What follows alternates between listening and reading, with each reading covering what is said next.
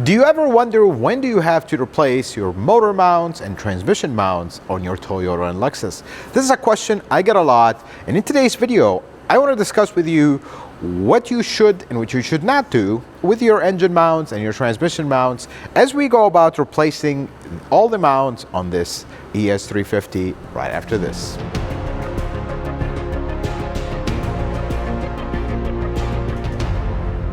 Let's start with when you should replace your motor mounts. Folks, Toyota and Lexus make some of the best motor mounts. I work on these cars exclusively, and this is not a job we do a lot. And the reason for that is not only their mounts are made well, but their designs are not aggressive. So there are many designs, and I want to show you one of the most common ones, which is this setup. I'm going to open these mounts, and by the way, when you buy Toyota and Lexus mounts, they come in a bag in case you're looking at the counterfeits. They just come in bags, and some of them don't even come in a bag. They just come like that. Let me take these mounts out, and let's talk about their configurations so you would know which is which. So this is the most common type of kind of engine, transmission, powertrain mounting for front-wheel drive, even all-wheel drive cars that are in this configuration. You will have one engine mount on the passenger side, which is this one. And then you will have another transmission mount, which looks very close to it, but the way you tell the two is one of them has a pin, the other one does not. And that's how you tell. Obviously they're marked and they won't fit, but that's how you immediately tell which one is which. Then you have one big mount right in the front, and then at the very top you have the torque rod. This is actually not a mount. This just stabilizes the powertrain from going this way because you do not have a mount in the back. This is not a mount. This is a stabilization bar, commonly referred to as the dog bone mount because it kind of looks like a dog bone. You're going to see this design in a lot of Toyota and Lexus models. And usually what happens is this is the first one that goes. This is always being pushed and pulled every time you accelerate. And when this goes, it starts putting excessive wear, excessive pulling force on this one, and then these sag down. One of the most common mounts to go after this one is this one, the one on the passenger side by the engine. This one, if you have rust belt, when you pull this rubber boot, you're going to see it broken right here, or you can pull this post and kind of move it back and forth. It'll just be moving left and right. However, I have to say this. What I just told you right now, if your car is less than 15 years old and you have less than 100,000 miles or right around 100,000 miles, you are so far from that. Please don't replace your motor mounts just because. Most of the vibration with Toyotas, throttle body, old spark plugs, poor running, lean conditions, whatnot, it's rarely the motor mounts. However, there is a design of mounts that you'll find in like Corollas, RAV4s, Matrix, many other models that is not this type. You will not see a mount sitting on the side. There is one mount at the top here, one mount at the top here, and then two stabilizers, one in the front, one in the back. That style loves to go through motor mounts. I mean, just by age, because the drivetrain is completely sitting on something that looks like this, a little bushing, and it's always pulling down on it. Eventually it cracks the top, and it's gone. If you have that style and you have vibration, here comes the most important part. Don't just replace the one mount that is faulty, that you see a crack through it and it's separated. Always replace them as a set because you will never have the results you're expecting. Especially in this style, here's what usually happens. This mount goes because this one went and wiped this one out. You replace this one. Well, guess what? These two are sagged down. So now you have your engine and powertrain sitting up on one side, down on the other, and you're going to have all kinds of vibrations. Always replace them as a set, but most importantly, always buy original mounts. Folks, certain things, you want to buy an aftermarket radiator, fine, it's not going to last the same, but it'll work. You want to buy aftermarket brakes, they'll be noisy, dusty, whatever the case may be, but that'll work. Mounts, never buy aftermarket ones. I mean, I've seen mounts don't even fit right. They're not even the same height. Never buy aftermarket motor mounts. This is one of those things kind of similar to an air-fuel ratio sensor or oxygen sensor. Never buy them aftermarket, even if it's Denso, even if it's whatever. Buy originals because they last a very long time. And if you're replacing these in your less than 15-year-old 100,000 mile car, you are wasting your money flat out. Having said that, let's get on this ES350 so you can see how to replace the most common motor mounts on this car, which we're going to replace all 4 here. Let's get started. Now, in the case of this ES350, we do have to remove all these covers, which actually I do like. Some of you always refer to these covers as unnecessary, kind of a waste, and they just get in the way. Folks, that is not the case. If you drive a Lexus, and by the way, this ES350 is identical to a Camry, Avalon, whatnot. If you drive those cars and then drive this one, you will notice that this car is significantly quieter than the other ones. And that is not because this is some magical car. It's because of, in addition to the extra insulation that they have, this is part of that insulation. Of course, we have these horrendous clips that I really dislike. They're easy to install, but not easy to remove. Then the last one, which is actually missing all the clips, and this one. That's okay. Last but not least, the engine cover. This, by the way, is one of our favorite engines over here. This is a 2G RFE. Very, very, very common engine. And this setup of mount is a very common one. So this mount, we're going to remove it and we're going to install it actually later. As we go through the video, I'll tell you why. This is extremely simple to remove. Sometimes, and I did it this way intentionally, because here's what's going to happen. In some models, when you take this 14 out, it's actually going to hit the brake lines right here. I wanted to show you that, so loosen this other one. See what happens when you loosen this? It just hits the brake line. Now we can't go out. If you push this brake line, you bend it, basically, you can get it out. Try not to do that. We're going to take the whole bracket that holds it out. 2 12s right here.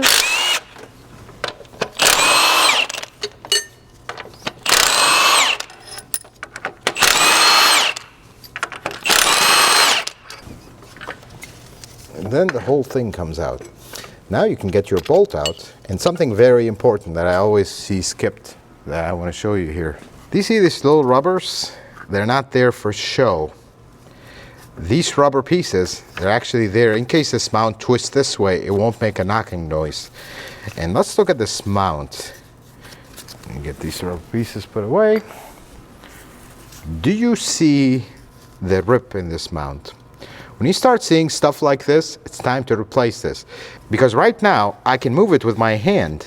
I mean, imagine when you put the torque of this engine on this, it's just going to push all the way back. And for reference, here's the new one. I absolutely cannot move this, just barely move it a little bit. This one, I can almost twist it around. That's how you know these are going.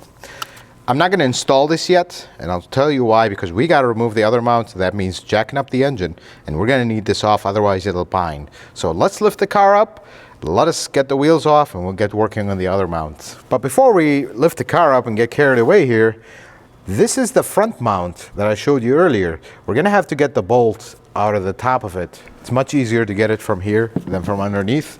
So, let's see if I can go on it. And you notice this is a bolt, not a stud, because this makes it a lot easier to remove this mount when it's a bolt, not a stud. Here's that bolt. Now we're ready to lift it.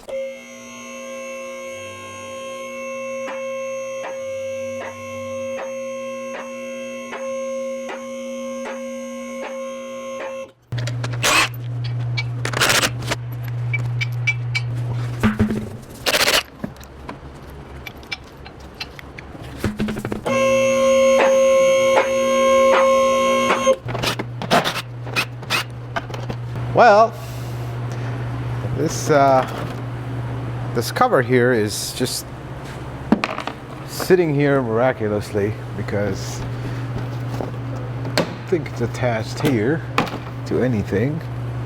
It's this little clip, so we're gonna. No. I'm just gonna replace these clips, aftermarket clips. I don't like them. They're not the correct type. And then this little tree. And my favorite, there is a zip tie holding this thing. We're gonna fix all that up. It's usually one of my biggest worries as a mechanic. When I start seeing zip ties over something that doesn't really require a zip tie, that's when I start to worry. The middle mount is right here. Right hand side mount is right here for the engine. And the left hand side is for the transmission right here. Here's the plan. We're gonna get all the bottom bolts for them loose. Usually they'll have caps. Now these two caps are gone. This one only has one of them. I'll show you how this cap looks like. It looks like something like this. This one is also gone. Some of them, the front doesn't have it because you have the cover, but this one only has one. Now the side ones will always be 17 millimeter. They're nuts. This one is also 17. The front one is usually 14s. There we go. Now all our mounts are loose, but they're still sitting on the subframe.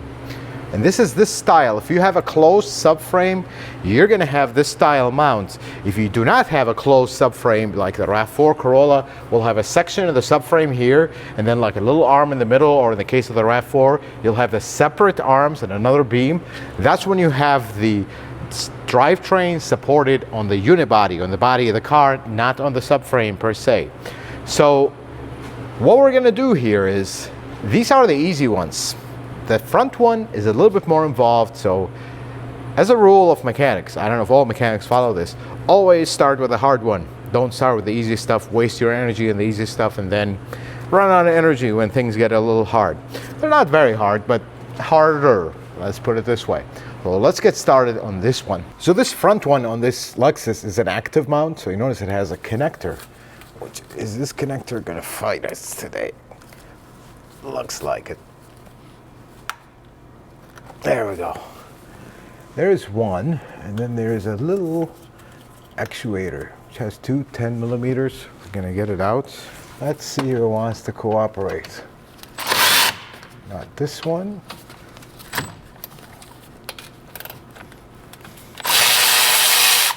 I was just about to say, I feel like this is gonna break. It didn't. Of course, I wouldn't have minded if this had broken, but of course, when you want something to break, it never breaks. That's just how it works.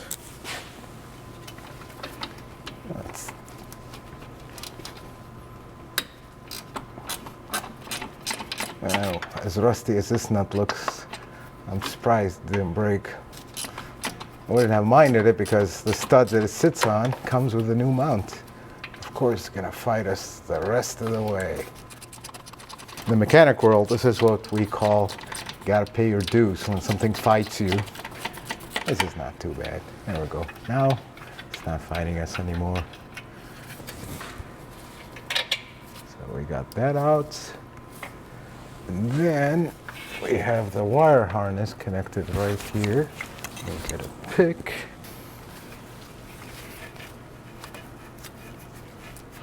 See if this is gonna break. Now this is something I do not want to break.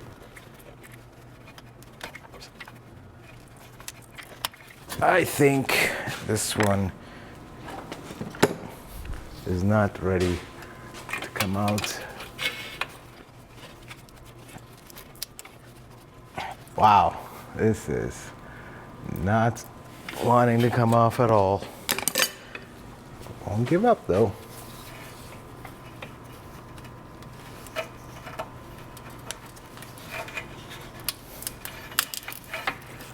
Almost got it.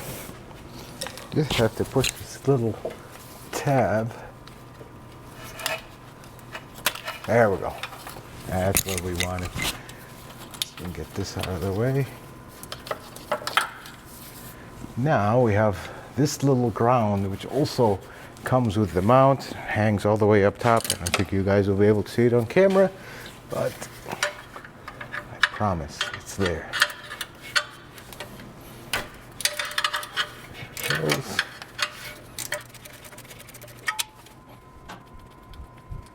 Okay, got my ground. Now the only problem left for this mount, and that's why this is the hard mount, is once we get it loose, I don't think we're gonna have enough space to get it out. I'm gonna try it, but if it doesn't work, that means we have to lower our subframe to get it out. That's why I told you it's not hard, but it's the harder mount. So now I need to lift the powertrain up. I'm gonna use a screw jack on the transmission. Let's see what happens. Notice how the whole thing is lifting up.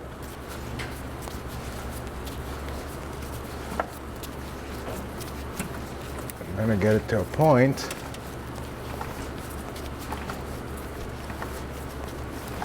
where this mounts, falls like that. And now, let me see if I can get it a little bit higher.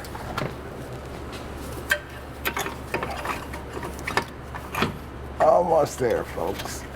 Almost there.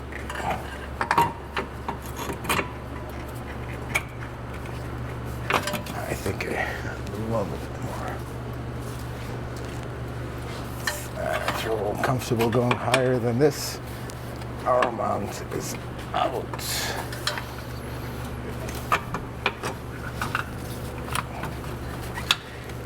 As I suspected, even if we get it loose, I'm not going to be able to get that mount out of here, just like this. So what we're gonna have to do, maybe I can get it out the top. See, this is where you start. There we go. You see the problem there? So I have two ways of doing this. We can either try to lower the subframe and then get these two lines out of the way, kind of sneak it past here, or getting it out of the top is extremely not a good idea, because how are you going to lower the engine down to lower the car down? If you're doing this on the floor, maybe it would work, but not for our case. So I think we're going with Plan W, because we already exhausted Plan A, B, C, and D, and all the way to W. I'm going to take these two lines, I'm going to drop the subframe a little bit, and then hopefully we retire this stubborn guy. Let's take our transcooler lines out of the way. Real gentle with these. I don't want to do one thing and damage another. There we go. So if you ever take trans lines out, here's a little tip. Get a M12, doesn't matter, just an M12 bolt. It actually fits perfectly. And then you can put your clamp back and it won't be dribbling all over the place. These caps, they come with new radiators, and we usually save them when we replace a radiator. That way you can use them to cap lines and they won't be leaking all over the place. Let's get that second line out.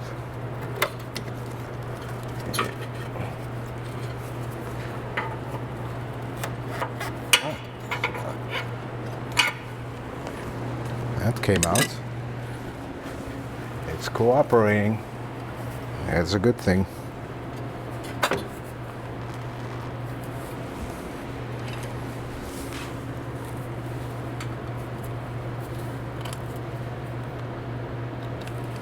Go. Just these lines out of the way.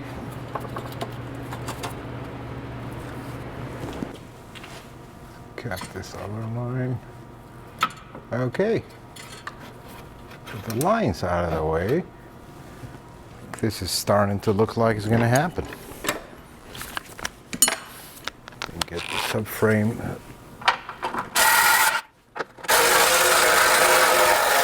Welcome to Rusty Land.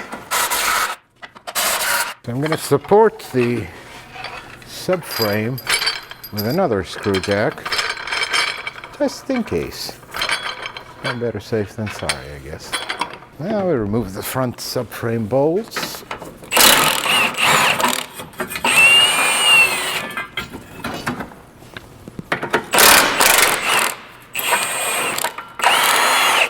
Well, let's see if operation will be a success or not.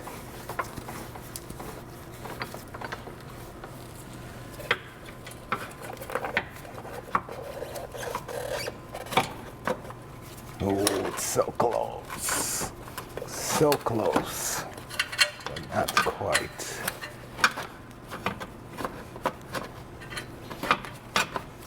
It's like putting the fan shrouds. Yeah.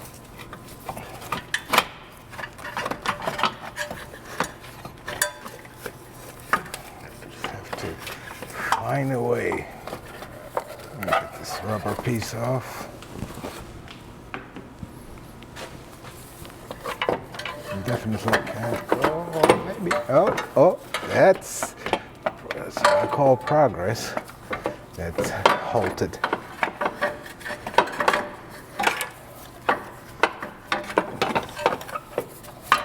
Let's see if I can get it out of here.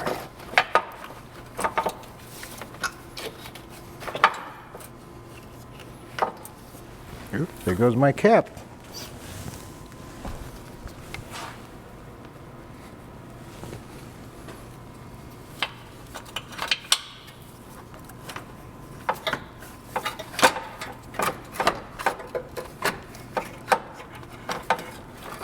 Now, well, if I had this out of the way, this little vacuum container,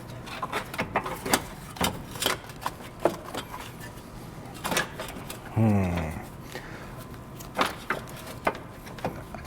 think if I have this out of the way, we will be able to get it out this way. This just hangs on the subframe with 2 bolts. There goes the cap again. I think we're not dribbling, we're okay. Let's see if we can get this out without... Okay. Okay. That's really good progress there. Now, some of you will be saying right now, well, why don't you just follow the manual?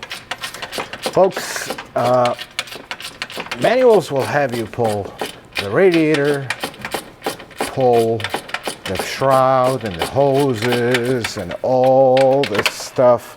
Well, I'm not going to charge my customer all this additional labor just to drain the coolant, do this and that, and now all of a sudden this bill that is already high goes even higher just because I don't want to think outside the box. With these mounts, you always have to think outside the box, because the way they want you to do this in the book is either remove the radiator, and some of them, on most of them though, they want you to pull the subframe down to replace them, and neither nor is going to happen. As we look, labor charges for removing a subframe are not very budget friendly. This means we have to drop the exhaust, and now we're opening a whole can of worms that we don't want to open. We could just do this, and we're stuck again on this white bottle. Oh, we're so close, folks. We are right there. You just have to. We are stuck at the end. We're so close. See how frustrating this can get sometimes? I'm going to have to pull the subframe by hand a little bit. That's the mount. There goes the mount. It's out. Operation was a success. Let's compare the mounts. So here's the old mount, new mount. You see the difference in height? This mount is collapsed down. That's just what happens with these over time. All the weight sitting on them for years and years. Plus, this one, I can easily move it with my hand. This one, I can move it very little, but not much. Now, is this mount gonna keep going? It's not completely broken, and that's what we're trying to get here. Unless you have vibrations, which is the case with this ES350, you don't really have to do this. You can keep going on this mount until it gets really bad and one of them breaks, which I suspect this is not the bad ones. The side ones are usually, especially the engine one, and the torque rod is the ones that was causing the vibration. But if you're gonna go in, refresh all four, and it's gonna be very, very smooth. Now, before we continue, remember this clip that we were fighting? I will try to swap it over very gently because this is an old clip. You work with cars with miles, you have to give respect to plastic.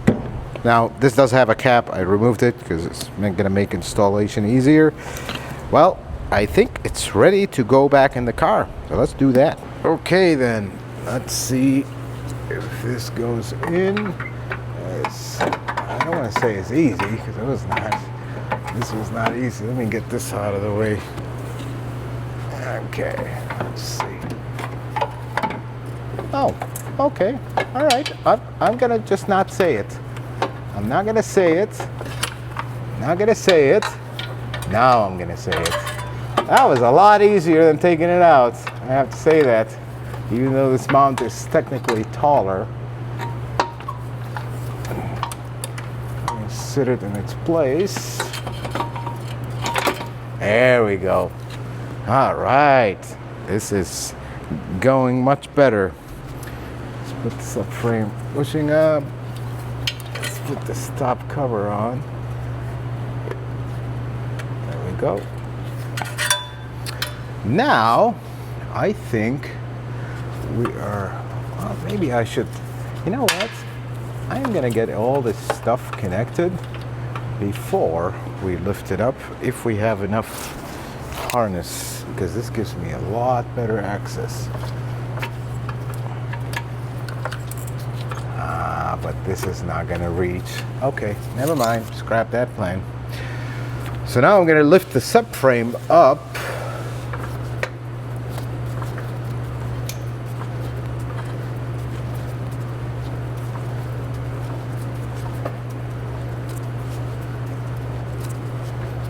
Okay, let's reattach our subframe here.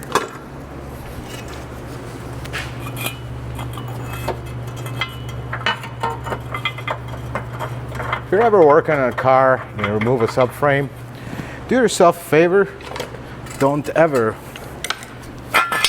cross-thread this bolt, the subframe bolt. You will be sorry. That's all I'm gonna say.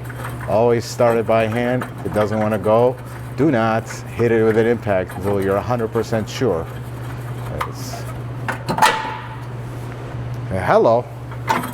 Never mind, let's scrap that plan. See?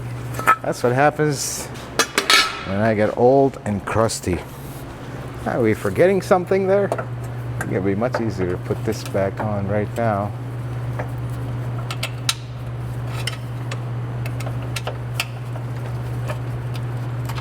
When you have what happens when you celebrate early, you forget stuff.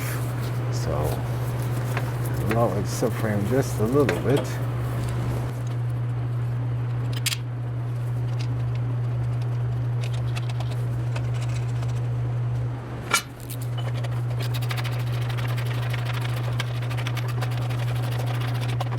Right.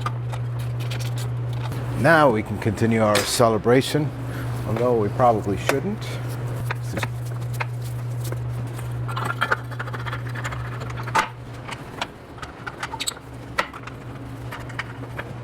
Right.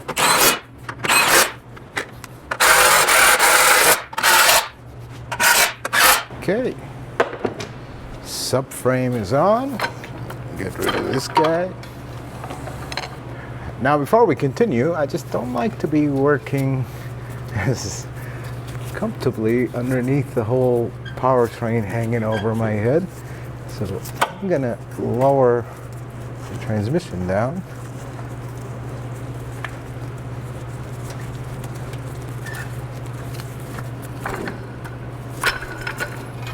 Now we can get the rest of the stuff on and we call this done. Now let's put our lines back, transmission lines, our hoses.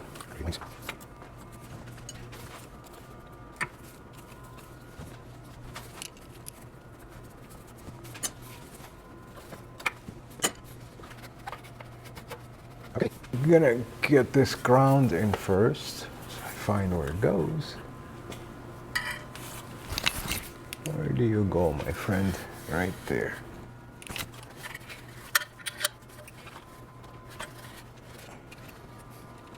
Feel the thread right there.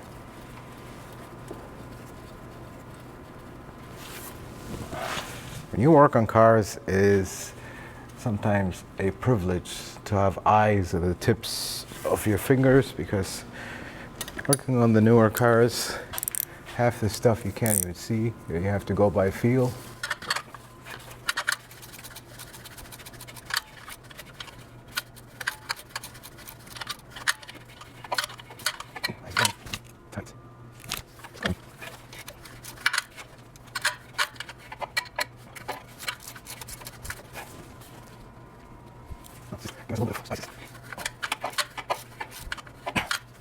Now let's try to get our harness back in its place.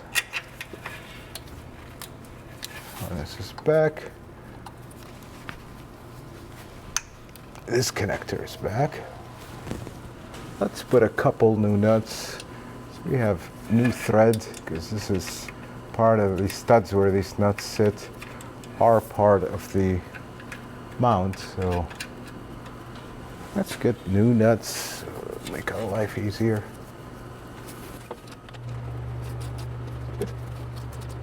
This one is good. And I think with that, this mount is officially completed. Harness is in, connectors are in, actuator, ground, hoses. It's good. Let's move on to the next one, the easy one. So now we're gonna remove the transmission mount. This is our transmission. There's a 19mm nut right here. Two things could happen. When we loosen this, the stud might come out with it, which will make it a little bit easier to remove it, but installation will be pretty much the same, because the new mount comes with a new stud. So let's see what wants to happen here.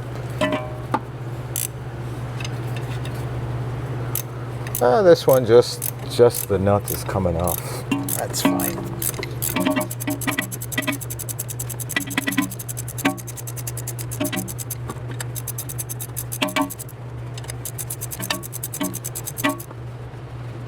There we go. Now I have the trans supported again. I'm gonna lift it up.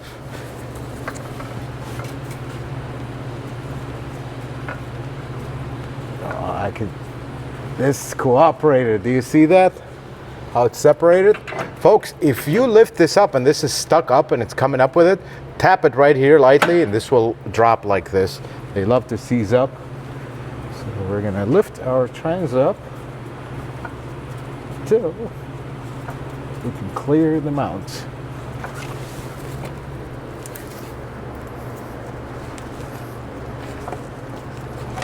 There we go, we're almost there. There it is. There's the mount. And just by the way this was sitting, I could tell it's collapsed. Let's go compare it. Here's another mount. You see how this one is down, this one is up. This is very typical. This movement, not too bad. A little bit. But this one does move a little bit. But look how rusty this thing is. Another thing that it loves to happen is this breaks right here. This happens more on the passenger side, not on the driver's side one. But that's why we're replacing this one. And I already got the rubber boot out of this, which is, I believe, this one. Let us install this mount on the car. We can move on to the last mount and we wrap up this job. Let's put our mount on. Sometimes you have to lift your, We have to lift our trans a little bit because this mount is not as... There we go. That one. Just have to line up the stud. Just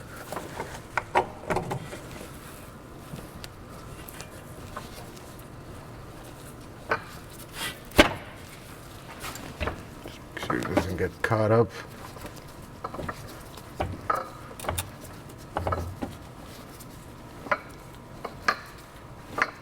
There we go.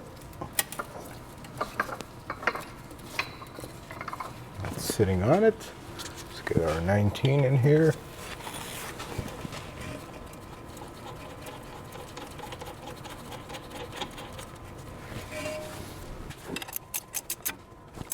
That's good. Let's move on to the last mount. So to do this mount, I'm going to remove this. You don't have to, but it does make life easier. And there's supposed to be a clip there, which is long gone. So one more clip we're adding to this car. So we're going to pretty much do the same thing. We're going to remove this 19.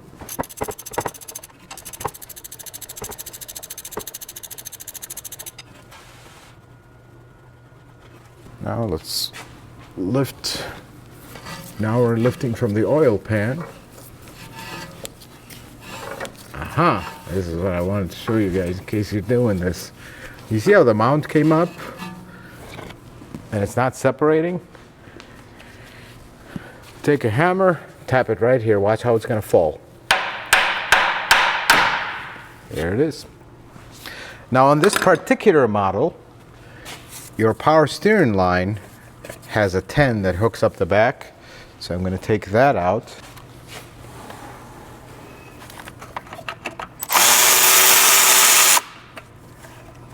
It's actually a nut, not a bolt. Take this line. Now when you have this power steering line in your way, things will be a little tighter, but it's not bad at all.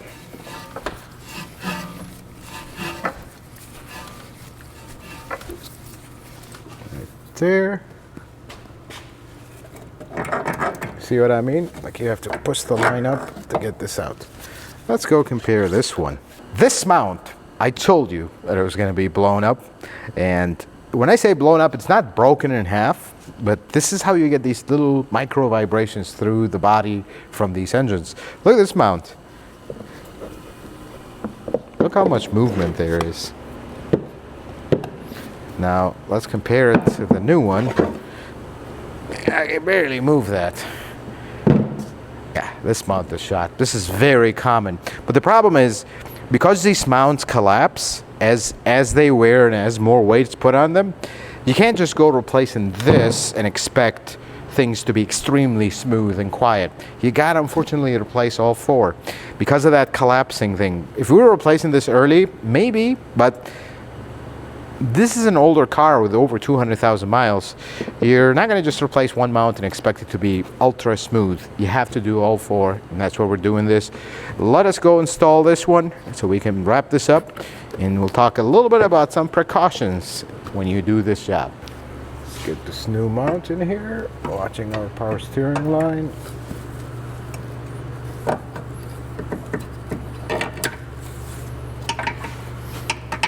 Notice this one doesn't fit because the other one has collapsed.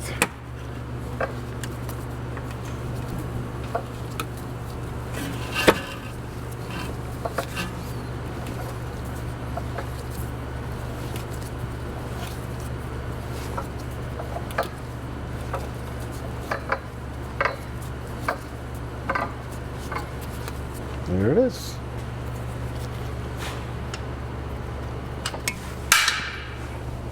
Tell it's the end of the day. Starting to throw stuff.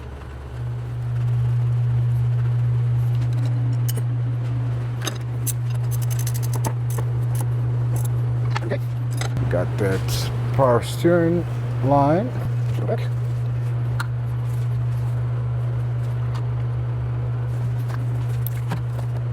There we go.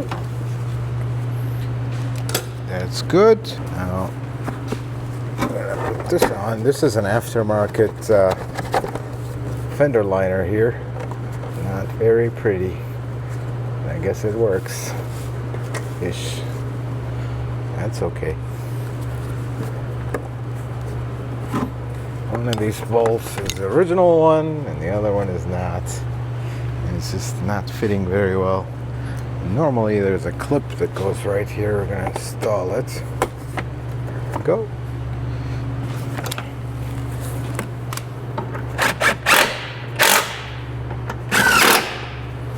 It's much better. This fender liner is missing half the fender liner, and this is missing. We're going to work on this and show you in a bit. But pretty much at this point, let's lift the car up, get all our bottom nuts, and we'll work on the shield, show you a few things in case your shield is also hanging all over the place, so you can see how you can fix that. Now and only now, when you've gotten all your mounts on except the very top one, is when we install where they connect to the subframe.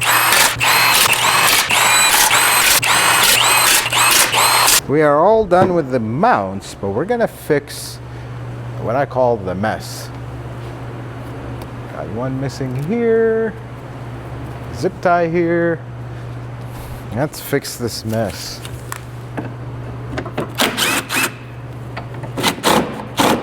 Oh, this is broken off. That's why.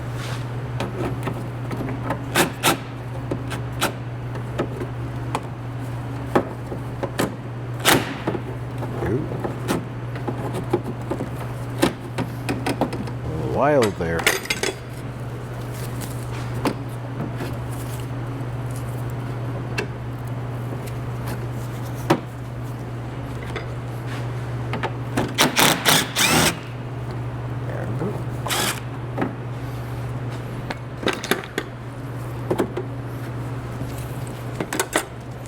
Bumper is broken because somebody put a metal. You're not supposed to put a metal tab on a plastic bumper, because it'll rip it right off.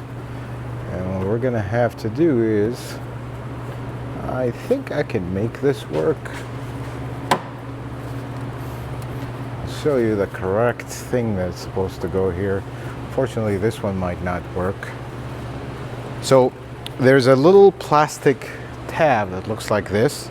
This is what Toyota uses for their bumpers.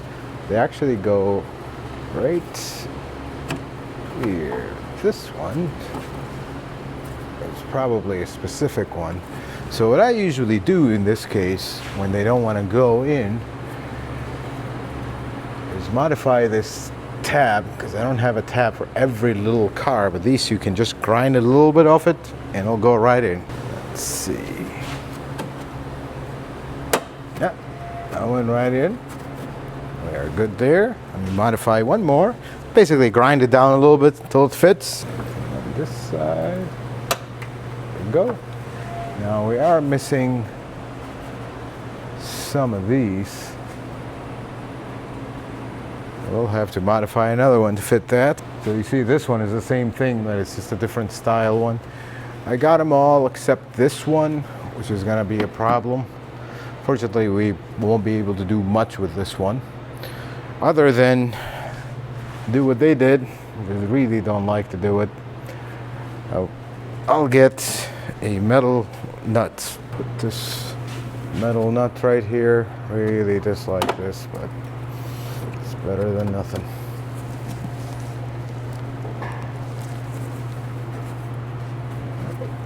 Wrong spot.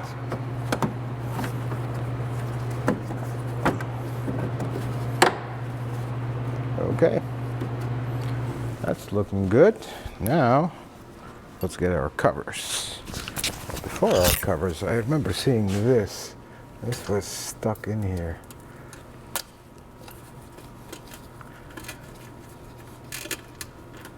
There we go. Got all of them. This one is out, this one is out. Let's get the covers. I forgot one. I actually just looked and we forgot our best friend, the zip tie. That doesn't belong here. This one is the right one for this, but this whole thing is the wrong one for this car, so I guess we did all that What are you gonna do?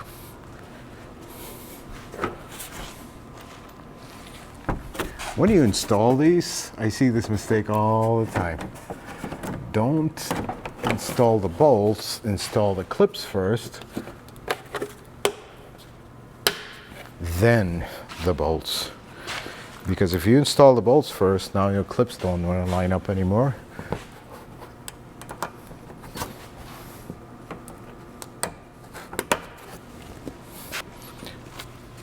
The last one.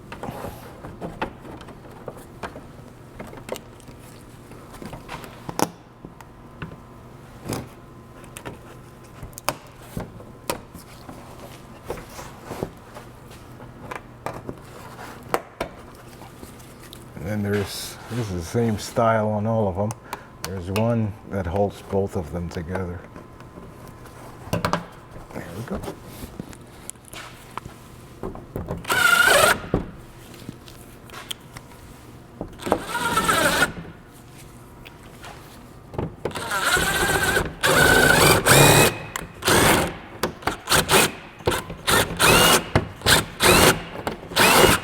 This tab is broken. I don't think this will work. Fortunately, this one didn't fit because this bumper has been mangled here. Yeah, this bumper has been hit here. So we're gonna have to put another metal thing, which I don't like, but we have no choice. The reason I don't like the metal nuts is the next time you go to take this out, a little bit of salt on them. It binds just a little bit, it'll rip the bumper, but in this case, and the bumper is kind of already ripped, so at least it's going to be secure and leaves the shop. Now, got this over here. More over here.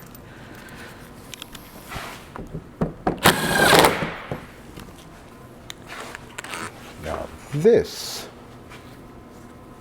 is supposed to be another one on the other side. Of course, it's long gone, so I'll put the one remaining.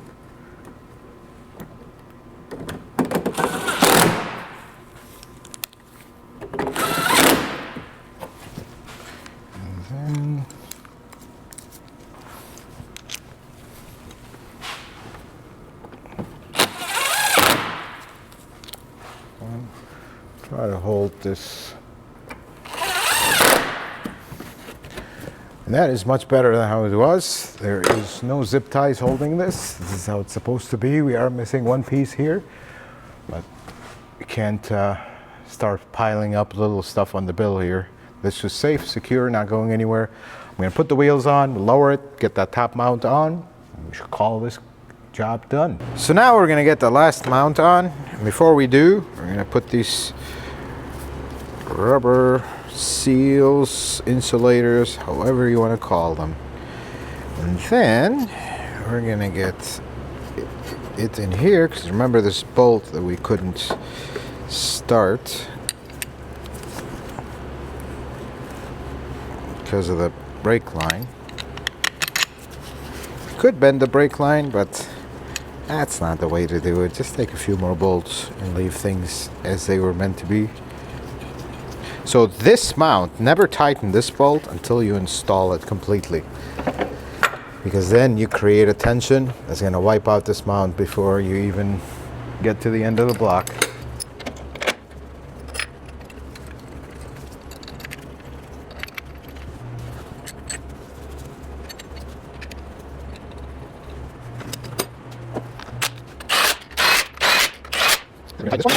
Then last is the last one. See how it's going in without force? Because you don't want this torqued, like under pressure from the engine. There we go. The last two. Before we forget, this very last bolt here.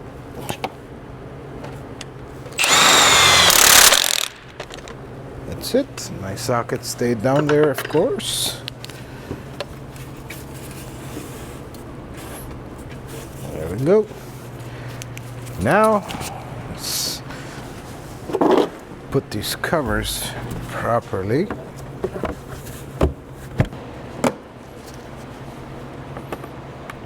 I'm getting all new clips because it's missing half the clips.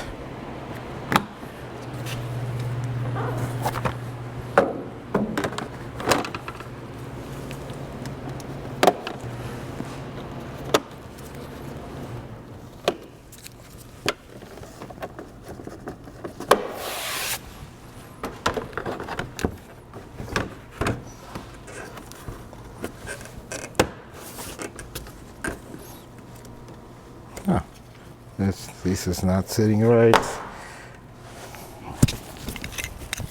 Just noticed that. There's a lot of things that are not sitting right with this car. Oh, this is bent. I don't think we're going to be able to bend this back. So I don't know. Oh, that's much better. It's actually sitting better. This thing was not going through, pushing the cover up.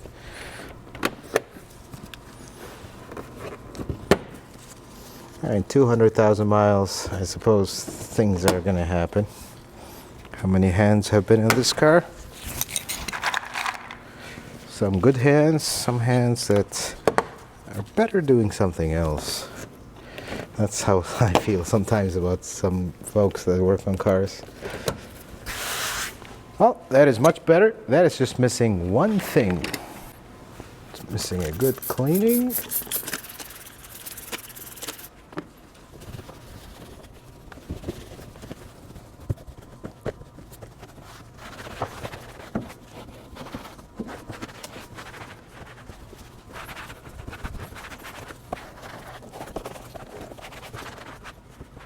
Well, that is much better. And with that, we're going to call this job done. And folks, I want to share with you some precautions about this type of job if you're doing motor mounts on your car. The first thing is, when you lift the transmission and when you lift the engine, use a block of wood. Don't just go straight with the jack up there, or a rubber block or something to protect the pan. If you had an accident and you bend the pan, you bent it in for whatever reason, you shouldn't. If you lift it right by where the edges are or where the drain plug is, that is the strongest area, you shouldn't bend it. But if things happen, take the pan down, straighten it out, don't risk it. Because especially with transmission engines, don't risk it, it's not worth it. The second thing is, lifting the engine, you need to be careful, because if you're using a hydraulic jack, it could fail at any moment. Don't put your hand between the engine and the subframe in case the jack fails, it falls down. Be careful, because you're supporting the weight of the engine. These things are pretty heavy. If it falls, it may cause a few damages here and there, but damage to you, harm to you is a problem. Everything else can be fixed. The last thing is, and I said this at the beginning of the video, folks, I cannot emphasize how important it is that you do use original parts with Toyota and Lexus when it comes to motor mounts. I see this mistake a lot. I see people come in, they've replaced all the mounts, and they have worse vibration than what they started with. Why? Because they were aftermarket mounts. Nothing against the aftermarket, but this is one of the things with Toyota that seems like nobody gets them right. And by the time you get a manufacturer that get them right, charge the premium, well, you're paying the same, so why not just get original? There's no heroism, and I put an aftermarket one that works. Just put the originals. They work great. They're expensive. They're actually 4 times more expensive than any aftermarket one you find. There's a very good reason for that. The last thing is, if you happen to have a car that has a manual transmission option, or it's available on a manual transmission, be careful with the mounts when you shop online. Let's say you're DIY, you're buying this online. Some of these mounts will be specific to manual transmission and automatic. Of course, the ones connected to the transmission will, but sometimes the engine ones will be different as well because of the way the powertrain sits. So when you go shop around for these, like we talked about in the past, VIN number is a must. And if you see an option, 2 options for mounts, verify what they are. One of them will probably say manual transmission, one of them will say automatic. Folks, before we wrap up the video, let us give you a quick tour of what we got going on in the shop the day we filmed this video. So starting with this one on the shop tour, this one actually has one more problem, and I thought it was a problem, but it was not. I'll share it with you because you might run into this. The customer says you cannot unlock the trunk from the remote or the button. This doesn't have a manual lever, this has a button. You have to crawl through the back seat to unlock the rear trunk. There is a button in the glove box in these ES350s, actually many Lexus models. It's for the valet mode. So you put it, the key doesn't work anymore, and the buttons on the dash doesn't work. That's all it was. It was very simple. I'm glad it was something this simple. So we turn it on, everything works. So we're pretty much done with this. We're gonna go test drive it tomorrow, make sure everything's good. Possibly have to top off that trans fluid. But over here, this Land Cruiser, it's an interesting one. It's a 200 series Land Cruiser. Customer attempted to do their own starter. Certain jobs, yeah, this job is not fun. Fortunately, they had a small accident with the shield. They got damaged, and then they developed a coolant leak afterwards. So they stopped. They brought us the truck. We're actually waiting for one of these hoses that got damaged. Unfortunate situation. Look, folks, I love DIYers out there, but got to do your research. If you see this job more than what you're comfortable doing, stop. Don't get yourself in these situations. It happens, and that's okay. We'll get it taken care of. We're good. RAV4, we're still waiting for a part for it. Seal, fortunately, this one is becoming a problem because we can't get the seal, and the customer needs the car. So I ordered one out of Japan. Let's see if it comes in time. Which one comes first, the back order part or the one from Japan? We'll see. This LS430 is, Jose, shall we tell them? I think it's time to tell them. This is my LS430, the second one. I guess see the theme starting, how much I like these cars. Actually, this was not the case. Customer brought this car for some work, and sometime later it developed a really major issue with the transmission. Took it to a dealership. They told them you need a new transmission. They don't. Just needs the torque converter seal. While we are waiting for parts, the customer called me and said, you know what? I don't want the car anymore. Do you want it? Yes, I do want it. It's a Florida car. It has zero rust. Yes, I do want it. So this is my car now. It is at the very back of my list because I got to fix that transmission. I don't know what the plan with it is. It has right around 160,000 miles. Pretty clean car. Really in good shape. You guys will see this in a future video, but it'll be a while. But this is not the project that we were talking about. That got put on hold a little bit because our white 600,000 mile one is coming back. It's actually in the body shop right now. That's all I'm going to tell you. You'll see episodes on it. This is an 07 FJ Cruiser with the literal fuel tank hanging off of it because the straps broke from rust. So this just got dropped off today. We haven't even looked at it. Got to look at it first thing tomorrow after I'm done with the ES. See what we need, and hope it doesn't completely fall off the truck. This is a familiar one for you guys. If you've seen it, this is an 80 series Land Cruiser. We looked at it a while back. We did a video on it. Axle seals were leaking, so we're gonna redo the whole front hub. You know, seals, burr fields, the whole 9 yards, bearings, everything. Not gonna film this one because the customer really needs this truck back. It's his only car right now. He had a Sequoia that misbehaved, let's put it this way. MR2, you guys know all about it. Actually, this is due for a wash. Cars like this, we like to wash them indoor, just keep them clean, charge the battery. Can't take it for a drive, it's already snowing outside, so we're gonna have to do it all indoor.